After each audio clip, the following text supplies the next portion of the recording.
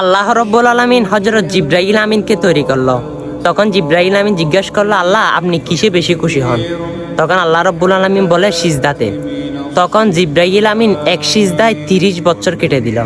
তখন আল্লাহ রব্বুল আলামিন থেকে কোনো জবাব আসে না।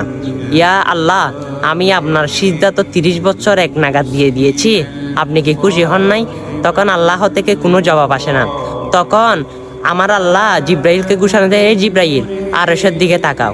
তখন জিবরাইল আমিন আরশের দিকে তাকালো, দেখে সেখানে লেখা লা ইলাহা ইল্লাল্লাহ মুহাম্মাদুর রাসূলুল্লাহ সাল্লাল্লাহু আলাইহি ওয়াসাল্লাম। তখন জিবরাইল আমিন জিজ্ঞেস করে, আল্লাহ এই কালেমার সাথে আমার এই সিজদার সম্পর্ক কি?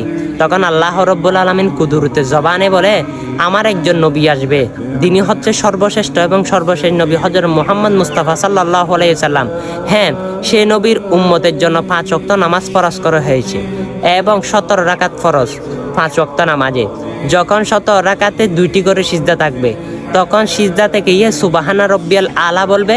তখন আমি আল্লাহ এই সুবহানা রব্বিয়াল আলার বিনিময়ে আমি তাদেরকে তোমার 30 বছরের সিজদা থেকে 40,000 গুণ বেশি সওয়াব দান করে দিব। সুবহানাল্লাহ, কেমন মাহবুব নবীর উম্মত হয়েছেন আপনি, কিন্তু সেই নবীকে আপনি গুরুত্ব দিচ্ছেন না, এত ভালোবাসতে পারতেছেন না।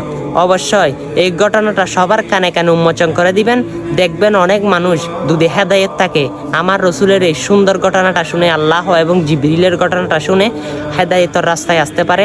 যদি হেদায়েতের রাস্তায় এসে যদি নামাজ ধরে যায়, খোদার কসম করে বলি আপনার জন্য জান্নাত ওয়াজিব হয়ে যায়, কারণ আপনার কারণে হাজার হাজার মানুষ নামাজ ধরতে পারবে আর আপনিও কিন্তু নেকির অংশীদার হবেন। ভিডিওটা অতি শীঘ্র শেয়ার করে দিবেন। আমিন।